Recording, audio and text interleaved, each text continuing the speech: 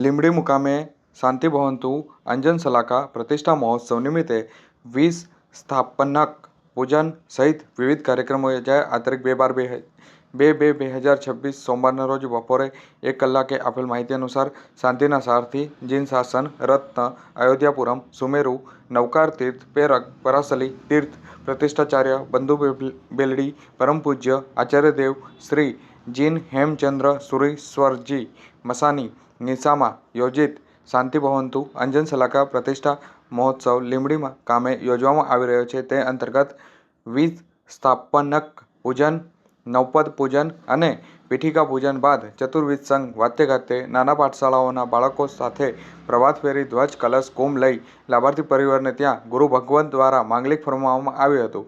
વિશ્વની શાંતિ સમૃદ્ધિ અને કલ્યાણ અર્થે માતાની કૃષિમાં પરમાત્માનો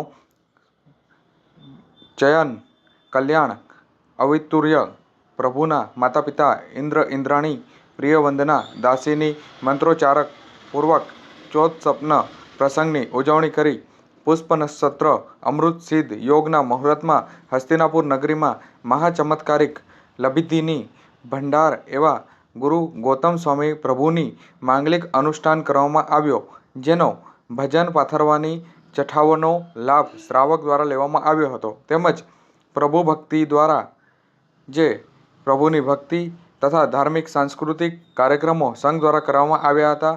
પ્રભાત ફેરીમાં 100 થી 120 બાળકોએ શ્વેત કપડાં ધારણ કરી અને ધર્મ પ્રત્યે પોતાનો સહયોગ આપ્યો હતો.